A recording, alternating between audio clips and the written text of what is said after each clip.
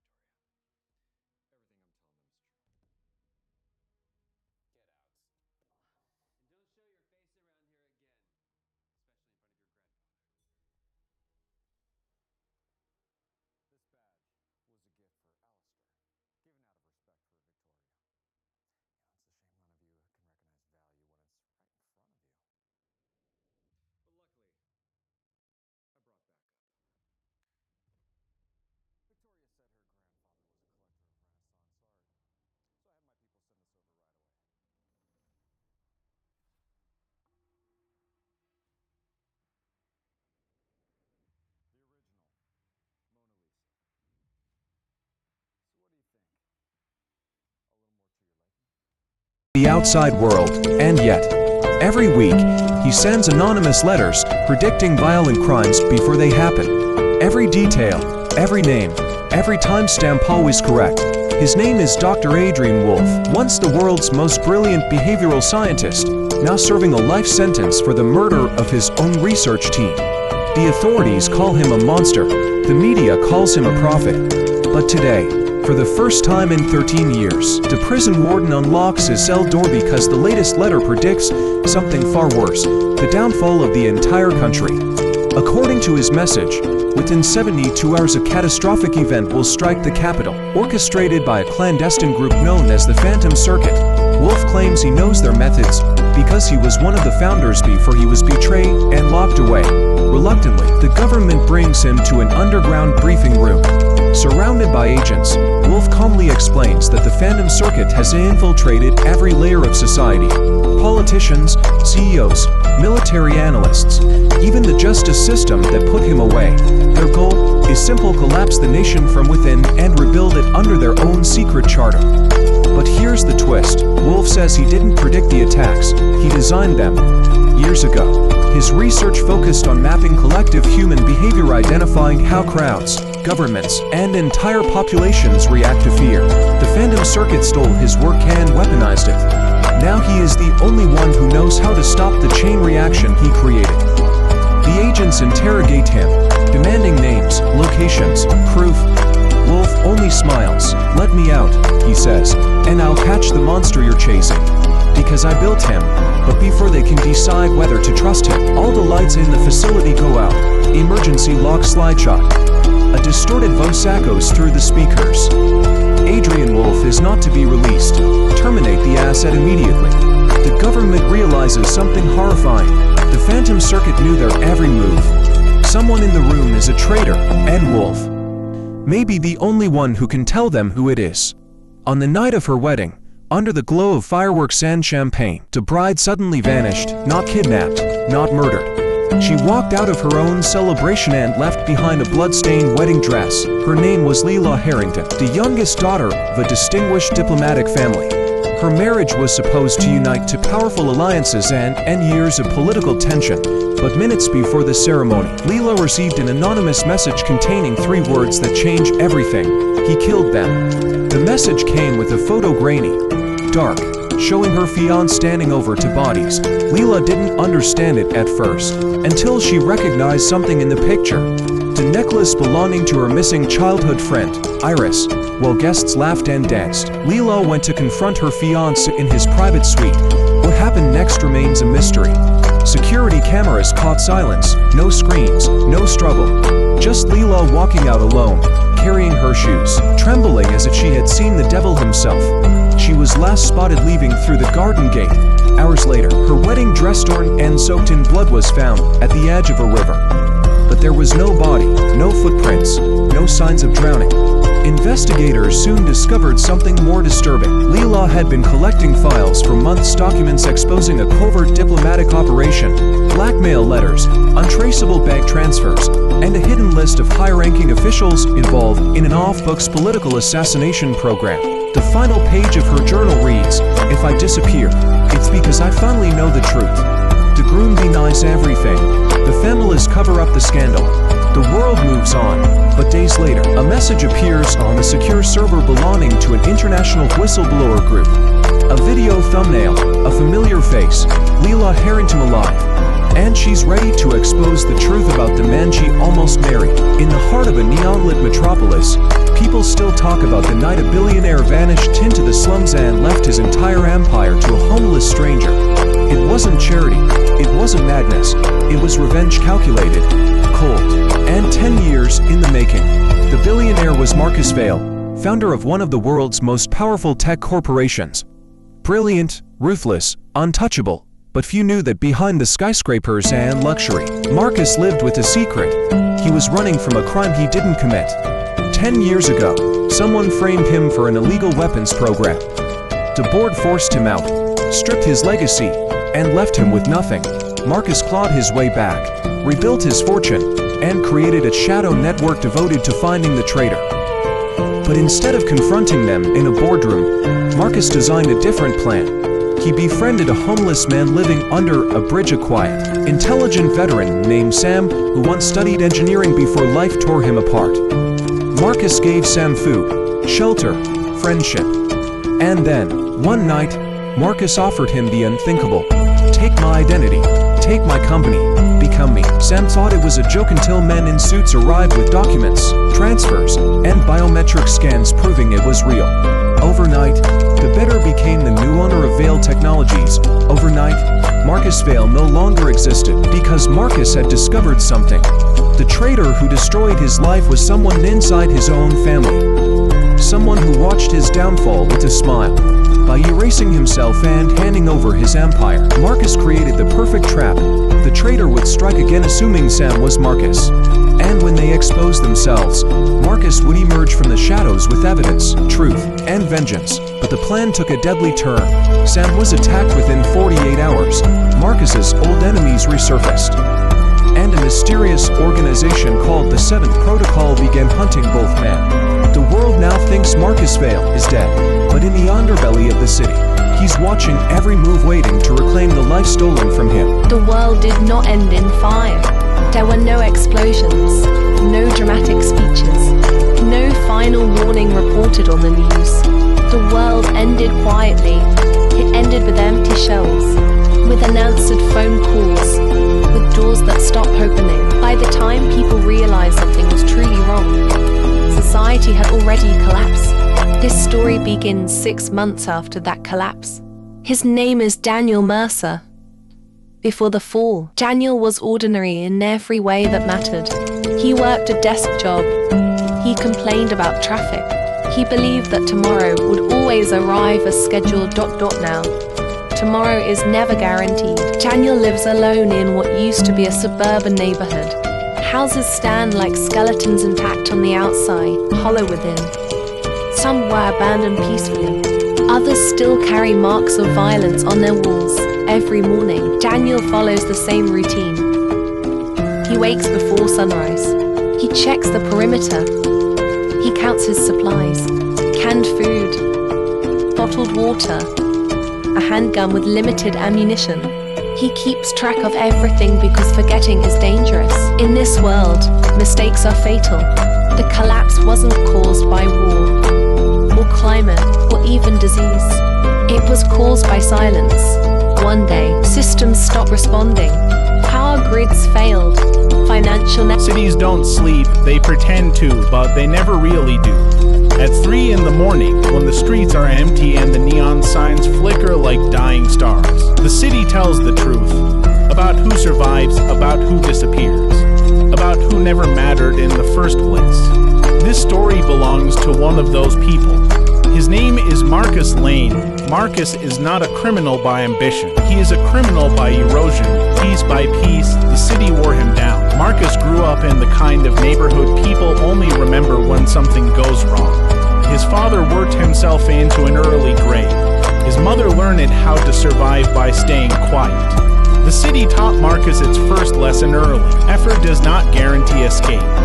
Marcus was smart, not brilliant, not exceptional. Just smart enough to notice patterns, to see how things actually worked.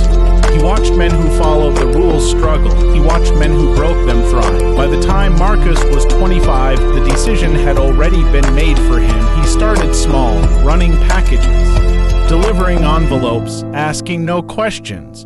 In the underground economy, silence is currency. Marcus was good at being silent. The city rewarded him with money that disappeared as quickly as it came: rent, medical bills, debts inherited from a family that never caught a break.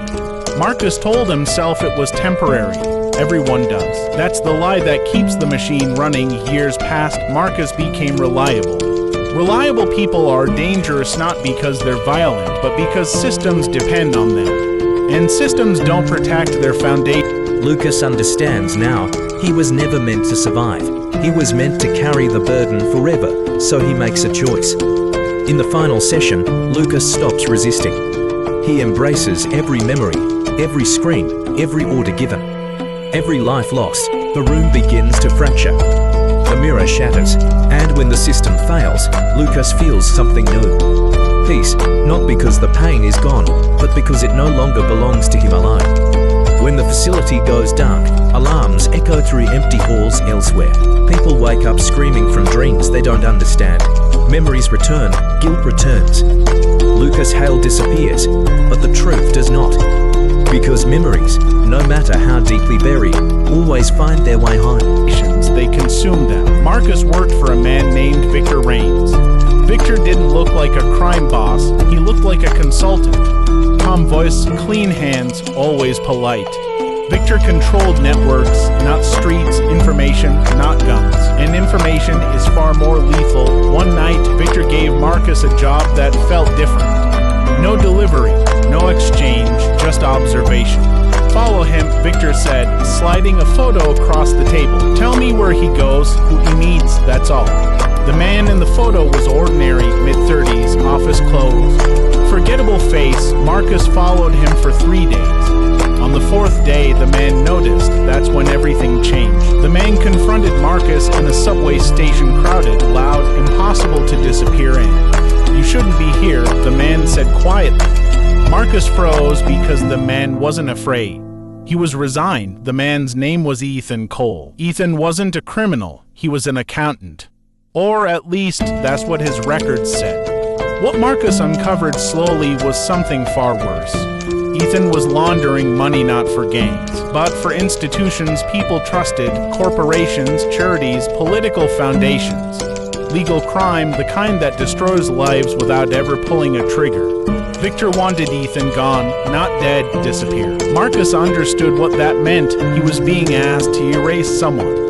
Not physically, socially, reputationally, existentially. Marcus hesitated, and hesitation is expensive. Victor reminded him of something Marcus had forgotten. You don't choose when you're done, Victor said. The city does, Marcus did the job. Bank accounts frozen, false accusations planted.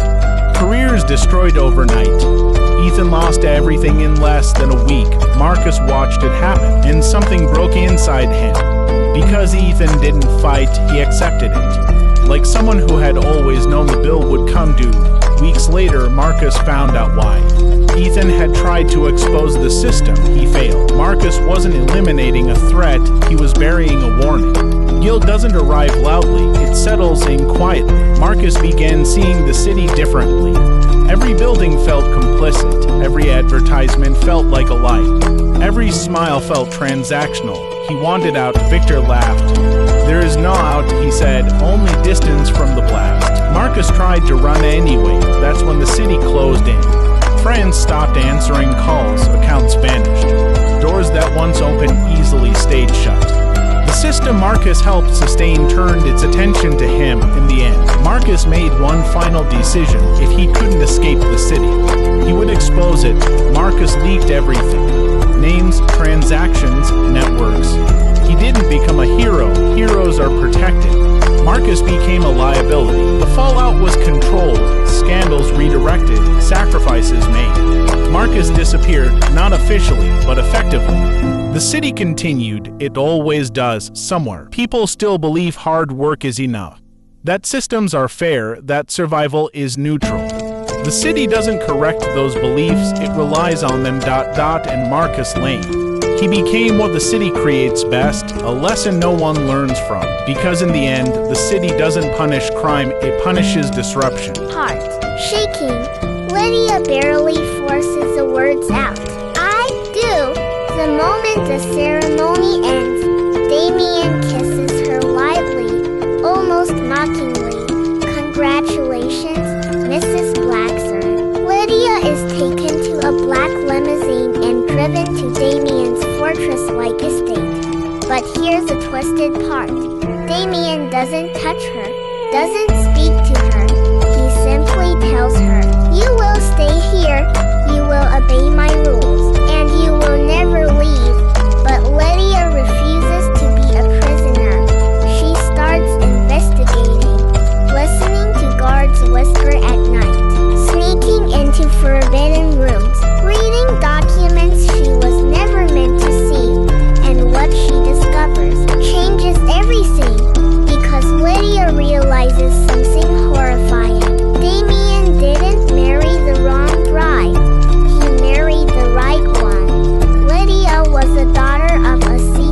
bloodline, a lineage connected to an ancient fortune, a political prophecy, and a deadly secret her parents hid for decades. Damien meets Lydia alive because she is the key to unlocking a legacy that hundreds of powerful families have cared for. But Lydia learns something more shocking. Her childhood fiancé, Ethan, the man she thought loved her, was actually part of the conspiracy to sacrifice her. He knew she was destined to die at 24. He pretended to love her only to keep her compliant. Damien didn't kidnap her. He saved her. But salvation comes with a price.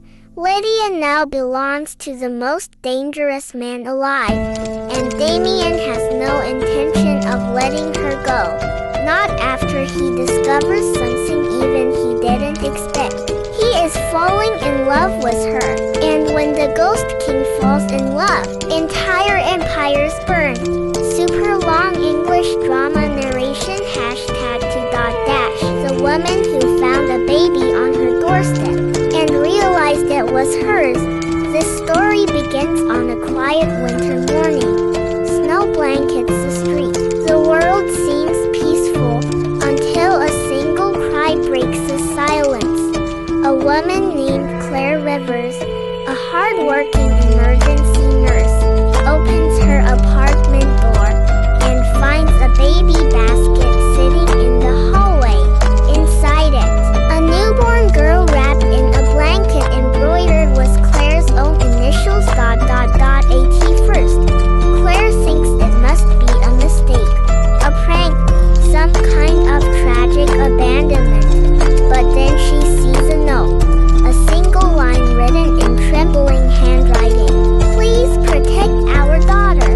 They cannot know she survived. Claire freezes. The handwriting looks disturbingly familiar because it looks like her own.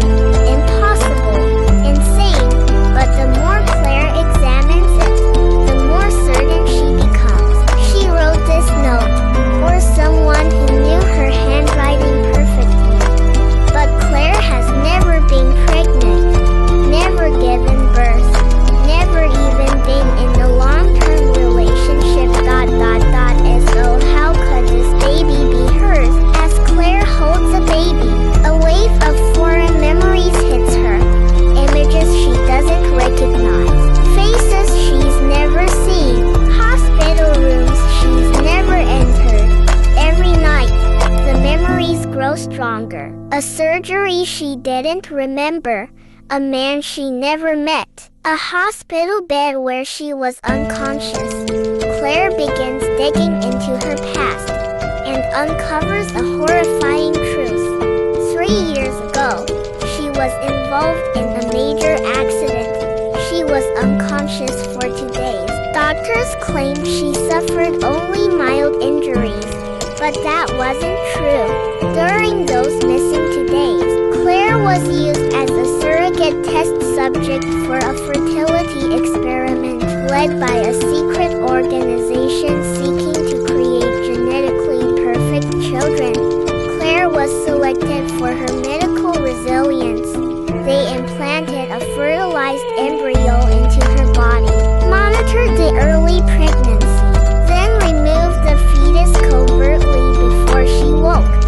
Claire was never meant to know, never meant to remember, but the baby was the most feared underground king in the entire eastern region.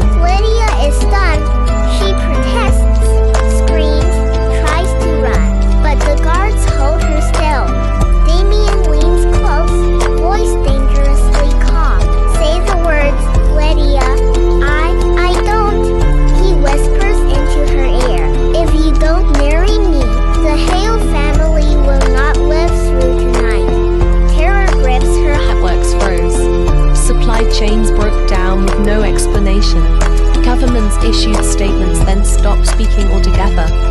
No enemy ever appeared, and that terrified people more than any invasion could have. At first, neighbors helped each other. They shared food, they shared information. Then supplies ran low.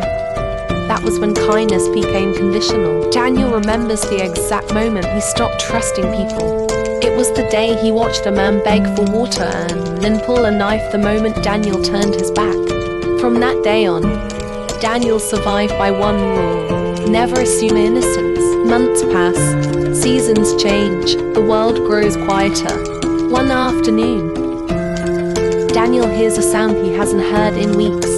Footsteps, careful, measured, not desperate. Someone knows what they're doing. Daniel hides inside his house, watching through a cracked window. A woman enters the street, carrying a backpack and a rifle slung across her shoulder. She moves like someone who has survived longer than most. Her name is Mara. They don't trust each other. Trust is expensive now. Their first conversation is short. Their weapons remain visible, their distance carefully measured. But survival favors cooperation. Mara knows things Daniel doesn't. She's traveled beyond the neighborhood, seen cities reduced to graves. She tells him the truth no one wants to hear. The collapse isn't temporary. No help is coming. The world people remember is gone. Together, they form an uneasy alliance. Days turn into weeks. They scavenge abandoned buildings. They avoid roads. They watch the horizon constantly. And slowly, something dangerous happens. They begin to feel human again. They talk at night. They share memories of a world that feels fictional now. They laugh quietly, as if afraid laughter might attract them. That hope is a liability. One night, they encounter a group of survivors.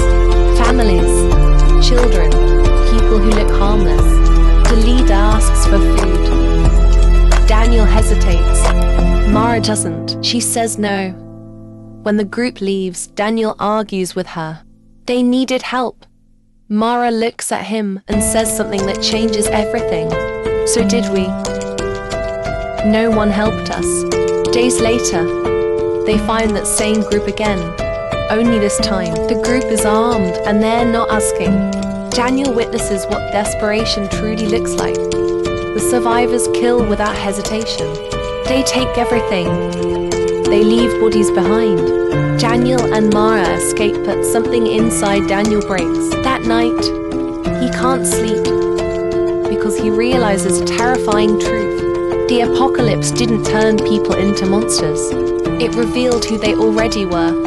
As resources disappear, morality follows. Daniel struggles with what survival requires. Mara accepts it. She's not cruel, she's realistic. She tells Daniel about the settlement rumored to exist far north. A place with rules, structure, power. But power always has a price. They reach the settlement weeks later. It's real. Walls, guards, organization. For the first time since the collapse, Daniel feels safe. Until he learns how the settlement survives. They trade protection for obedience. They exile the weak. They execute those who challenge authority. Order has replaced chaos, and at the cost of compassion. Daniel is offered a choice: stay and become part of the system, or leave and return to uncertainty. Mara already knows her answer. She refuses to live in another cage. Daniel hesitates, because survival without humanity feels meaningless, and humanity without survival feels impossible. In the end, Daniel leaves with her. Not because he's brave, but because he's still afraid of becoming someone he can't recognize. They disappear back into the ruins. The world remains broken. Civilization does not return. But Daniel understands something now. The end of the world wasn't a single moment.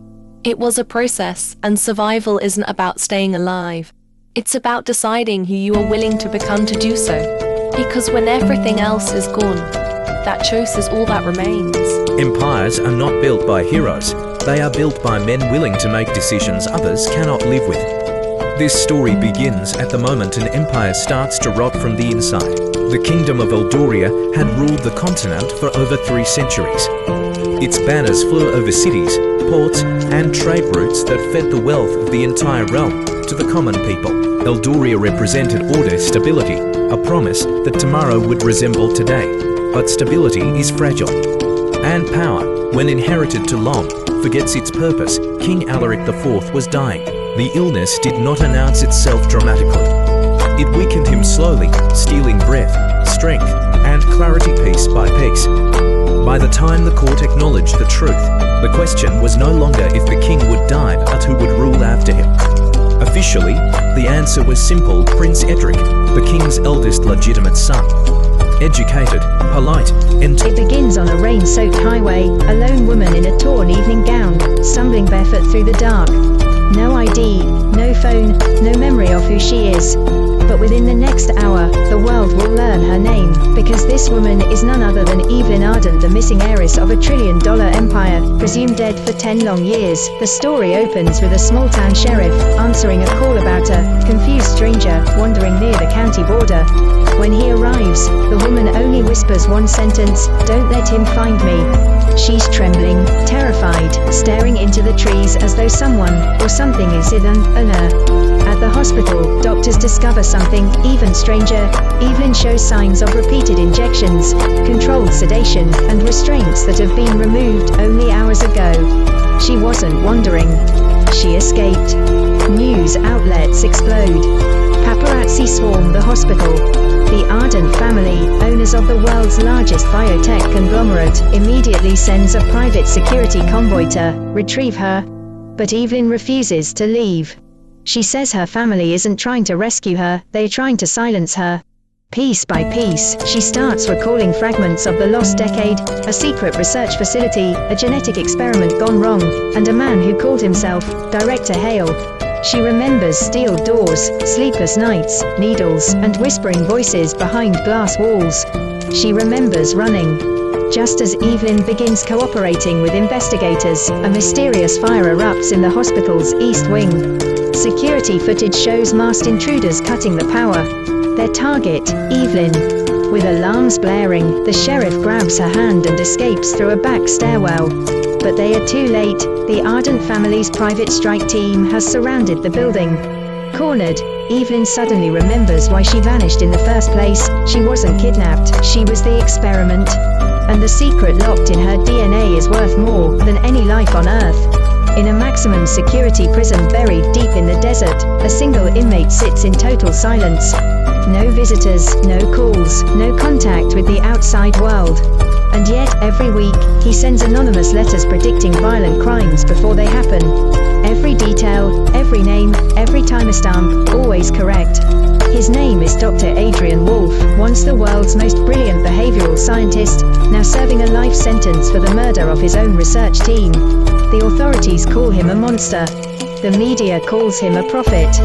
But today, for the first time in 13 years, the prison warden unlocks his cell door because the latest letter predicts something far worse, the downfall of the entire country. According to his message, within 72 hours a catastrophic event will strike the capital, orchestrated by a clandestine group known as the Phantom Circuit. Wolfe claims he knows their methods because he was one of the founders, before he was betrayed and locked away. Reluctantly, the government brings him to an underground briefing room. Surrounded by agents, Wolfe calmly explains that the Phantom Circuit has infiltrated every layer of society, politicians, CEOs, military analysts, even the justice system that put him away.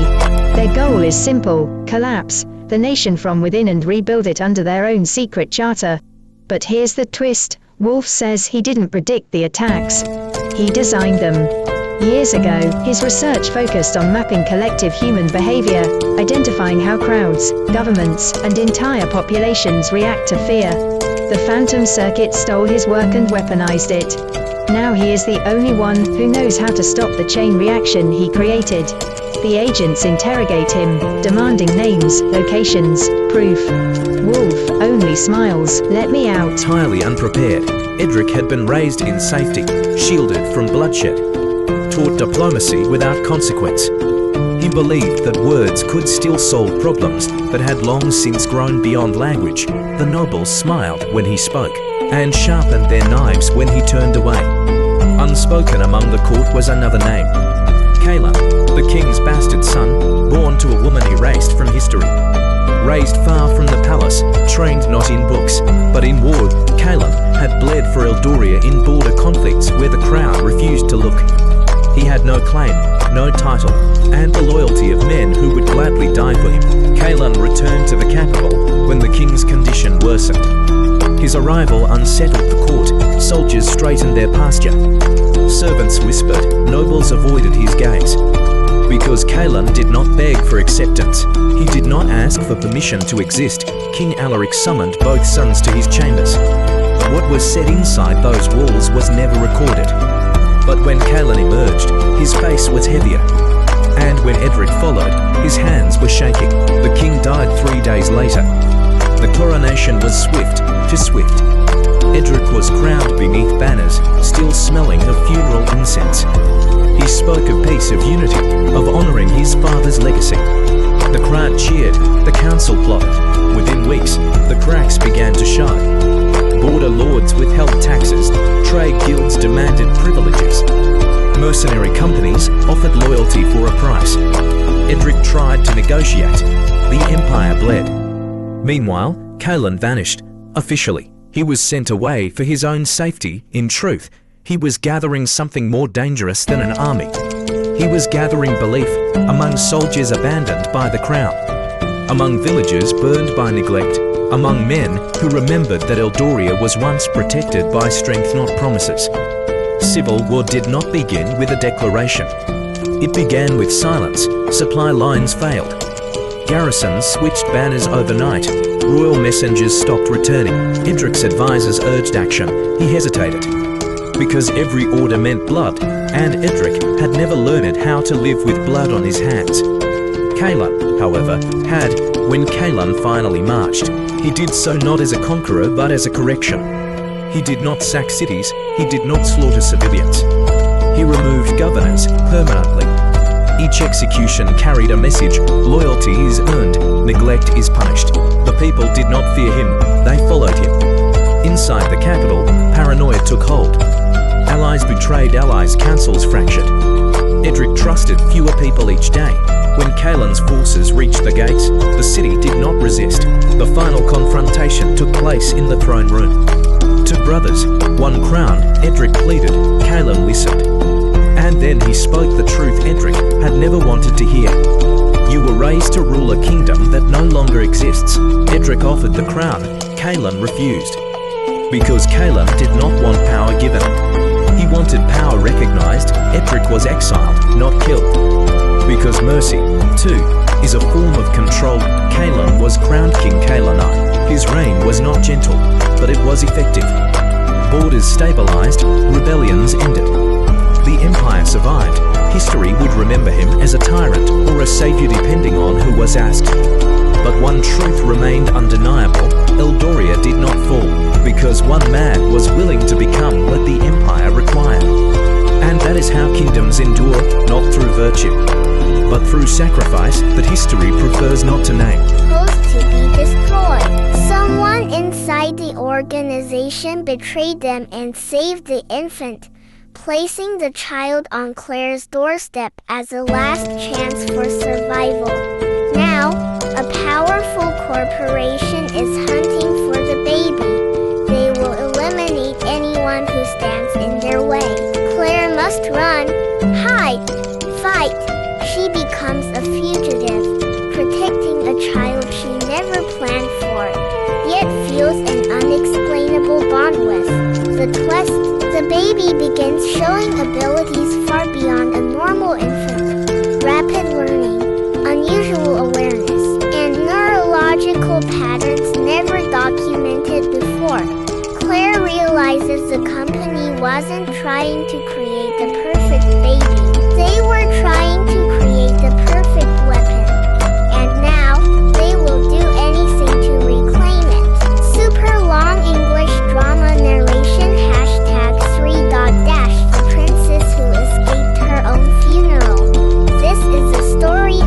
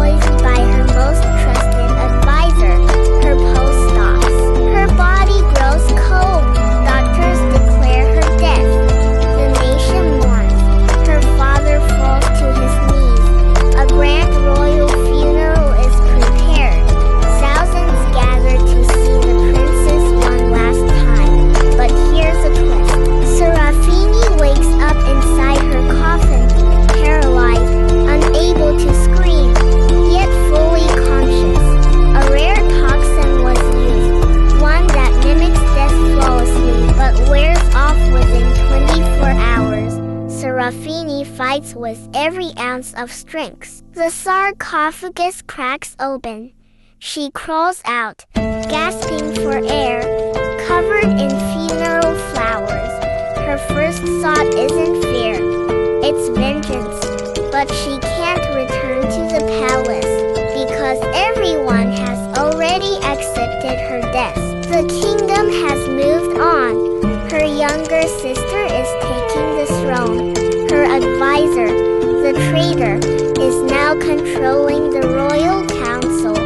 Serafini realizes she must stay dead. She disguises herself and goes into hiding, forming alliances with assassins, spies, and rebels.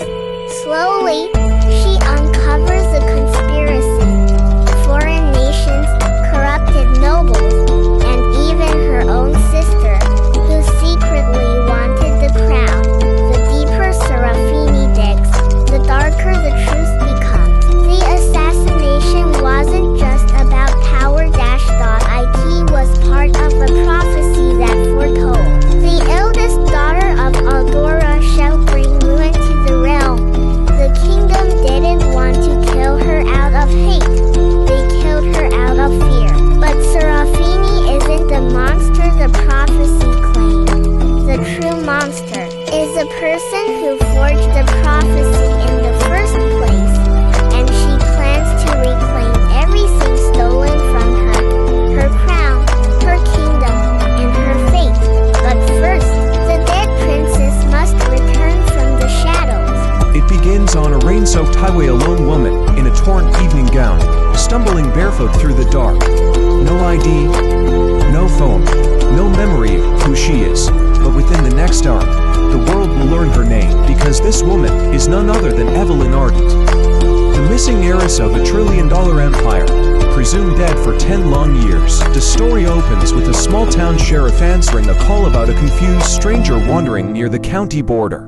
When he arrives, the woman only whispers one sentence: "Don't let him find me." She's trembling, terrified, staring into the trees as though someone or something is hunting her. At the hospital, doctors discover something even stranger. Evelyn shows signs of repeated injections, controlled sedation, and restraints that have been removed only hours ago. She wasn't wandering, she escaped. News outlets explode. Paparazzi swarm the hospital. The Ardent family, owners of the world's largest biotech conglomerate, immediately sends a private security convoy to retrieve her, but Evelyn refuses to leave. She says her family isn't trying to rescue her, they're trying to silence her. Piece by piece, she starts recalling fragments of the lost decade, a secret research facility, a genetic experiment gone wrong, and a man who called himself Director Hale. She remembers steel doors, sleepless nights, needles, and whispering voices behind glass walls. She remembers running. Just as Evelyn begins cooperating with investigators, a mysterious fire erupts in the hospital's east wing. Security footage shows masked intruders cutting the power. Their target, Evelyn, with alarms blaring. The sheriff grabs her hand and escapes through a back stairwell. But they're too late. The Ardent family's private strike team has surrounded the building. Cornered, Evelyn suddenly remembers why she vanished in the first place. She wasn't kidnapped, she was the experiment. And the secret locked in her DNA is worth more than any life on Earth. In a maximum security prison buried deep in the desert, a single inmate sits in total silence. No visitors, no calls, no contact with... He says, "And I'll catch the monster you are chasing, because I built him." But before they can decide whether to trust him, all the lights in the facility go out. Emergency locks slide shut. A distorted voice echoes through the speakers: "Adrian Wolf is not to be released. Terminate the asset immediately." The government realizes something horrifying. The Phantom Circuit knew their every move. Someone in the room is a traitor, and Wolf may be the only one who can tell them who it is. On the night of her wedding, under the glow of fireworks and champagne, the bride suddenly vanished. Not kidnapped. Not murdered. She walked out of her own celebration and left behind a blood-stained wedding dress. Her name was Lila Harrington, the youngest daughter of a distinguished diplomatic family. Her marriage was supposed to unite to powerful alliances and end years of political tension. But minutes before the ceremony, Lila received an anonymous message containing 3 words that changed everything: he killed them. The message came with a photo, grainy, dark, showing her fiancé standing over 2 bodies. Lila didn't understand it at first until she recognized something in the picture, the necklace belonging to her missing childhood friend, Iris. While guests laughed and danced, Lila went to confront her fiancé in his private suite. What happened next remains a mystery. Security cameras caught silence. No screams. No struggle. Just Lila walking out alone, carrying her shoes, trembling as if she had seen the devil himself. She was last spotted leaving through the garden gate. Hours later, her Memory is the most fragile form of truth. People trust it completely, even though it changes every time they touch it. This story is about a man who trusted his memory and paid the price for it. His name is Lucas Hale, at least. That's the name he remembers. Lucas wakes up in a white room with no windows, no clock, and no sound except his own breathing. The walls are clean, like they've never been lived in. There is a chair, a table, and a mirror. On the table lies a folder. On the front, written in black ink, are 3 words. Session 1, Recovery. Lucas does not remember how he got here. He does remember other things. He remembers growing up near the ocean. He remembers the smell of salt and rust. He remembers a woman's laugh, soft, familiar, painful. But when he tries to hold on to these memories, they slip like dreams dissolving after waking. The mirror activates. A voice fills the room. Calm, professional, emotionless. Lucas Hale, the voice says. If you are hearing this, the procedure has begun. The voice explains that Lucas volunteered for an experimental treatment designed to repair severe psychological trauma. Memory fragmentation, dissociation, identity confusion. Lucas doesn't remember agreeing to anything, but the file says he did. According to the records, Lucas experienced a catastrophic event 6 months ago. Something so severe that his mind fractured to protect itself. The treatment is simple. They will help him remember session by session, memory by memory. At first, the memories seem harmless. A childhood bicycle, a high school classroom, a rainy afternoon spent waiting for someone who never arrived. Each session ends with exhaustion and a dull ache behind his eyes. Between sessions, Lucas notices something strange. Some memories feel planted. To clean, to complete. Real memories are messy, inconsistent, emotional. These are not. During session 4, Lucas asks a question. What happens if I don't want to remember? The voice pauses. That will not be necessary. That answer stays with him. As the sessions continue, the memories grow darker. A car accident, flashing lights, someone screaming his name. Lucas feels guilt but cannot identify why. In session 7, he sees blood on his hands. In session 8, he sees the woman again. Her name is Evelyn. She is smiling at first. Then she is crying. Then she is not moving. Lucas wakes from the session screaming. For the first time, the voice sounds uneasy. You are progressing faster than expected, it says. That night, or what he assumes is night, Lucas studies the mirror and notices something impossible. His reflection is delayed, only slightly, but enough. In session 10, Lucas lies. He says he remembers everything. The voice responds instantly, that is incorrect. And the room changes, the walls darker.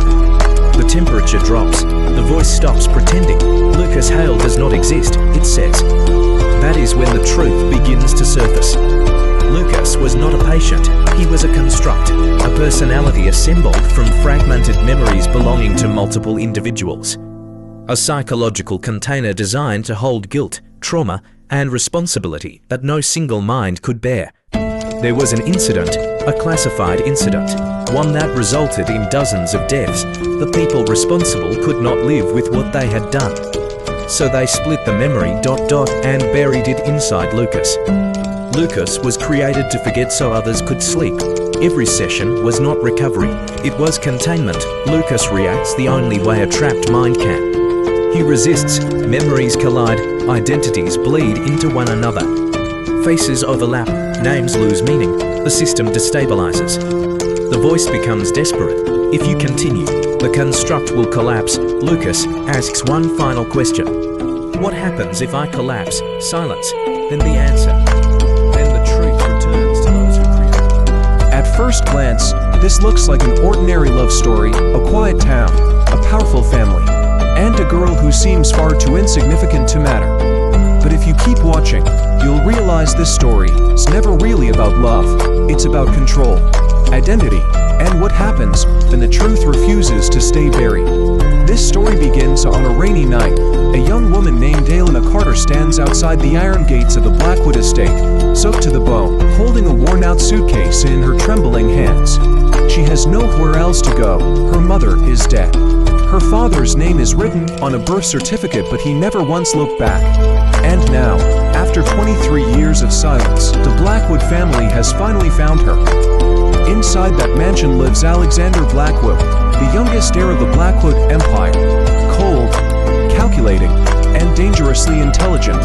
To the outside world, he is perfection itself, a future CEO, a golden boy, a man who never makes mistakes. But Alexander hates this house, because this house is built on secrets. The moment Elena steps inside, the atmosphere shifts. The servants stare at her like she doesn't belong. The walls whisper stories no one dares to tell. And at the center of it all sits Margaret Blackwood, the matriarch. Watching Elena with a gaze sharp enough to cut through bone, Margaret doesn't welcome her. She studies her like a problem that should have been erased long ago. You see, Elena isn't just a long-lost daughter. She's evidence. Evidence of an affair. Evidence of betrayal. Evidence that the Blackwood family is not as perfect as they claim.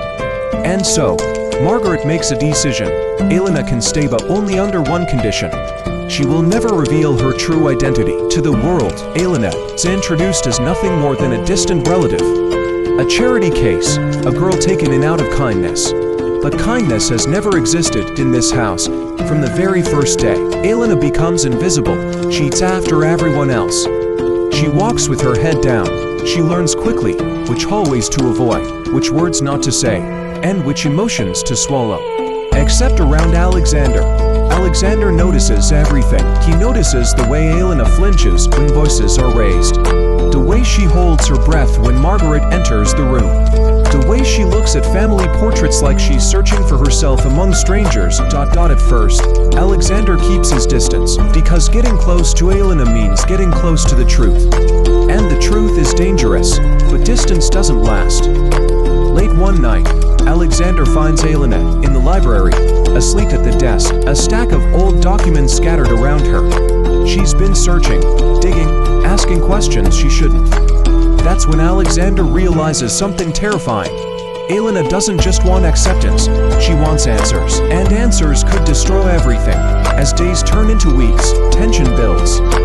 Elena overhears conversations that weren't meant for her ears. She sees the cracks in the Blackwood Empire, shady deals, silent threats, alliances built on fear instead of loyalty. Meanwhile, Margaret grows increasingly hostile, because Margaret knows something Elena doesn't. The Blackwood family didn't lose Elena by accident. She was erased on purpose, years ago. When Elena's existence threatened the inheritance line, a decision was made. Money changed hands, records disappeared. A woman was paid to vanish with her child. But the child survived, and now she's back. The closer Elena gets to the truth, the more dangerous her position becomes. Servants are fired overnight, security tightens. Even Alexander is warned to stay away from her, but by then, it's already too late. Because somewhere between shared silences and stolen glances, Alexander falls in love with her, and that love becomes the final threat to the Blackwood legacy. When Elena finally uncovers the truth that she is not a guest, not a burden, but a rightful heir, everything explodes. Margaret denies it. The family panics. The board of directors intervenes. And Alexander is forced to choose family or Elena. In the final confrontation, secrets are exposed in front of the entire Blackwood board. DNA results are revealed. Financial crimes surface. Decades of lies collapse in a single night. Margaret loses control. The empire fractures. And the truth, once hidden, becomes impossible to erase. But victory doesn't come without a cost. Elena walks away from the Blackwood name not because she has to, but because she finally understands something powerful. Blood doesn't define family, power doesn't define worth, and sometimes, survival is the greatest revenge. As for Alexander, he leaves with her, not as an heir, not as a black will, but as a man finally free. And that is the real ending of this story, not a fairy tale, not a perfect romance, but a reminder. No matter how deeply the truth is buried, it always finds a way back to the surface. The bride who married the wrong man. Pay close attention on what should have been the happiest day of her life. This woman walked down the aisle and accidentally married a man she had never met. Her name is Lydia Hale, the eldest daughter of a wealthy political family. For 24 years, she lived under strict rules, perfect grades, perfect manners, perfect reputation. Her engagement to her childhood sweetheart, Ethan Crow, was arranged when they were children. Everyone expected their wedding to be the union of two powerful families, but on the wedding day, Lydia's life derails in the most unbelievable way. Moments before the ceremony, Lydia is kidnapped by masked men, thrown into a black SUV, and drugged with something that makes her head swim. When she wakes up, she's in a dimly lit church, a completely different location. Her bouquet replaced, her veil rearranged, her bridesmaids missing, and the groom isn't Ethan. Standing at the altar is a cold, devastatingly handsome man with gray eyes as sharp as winter steel. A man Lydia has never seen in her life.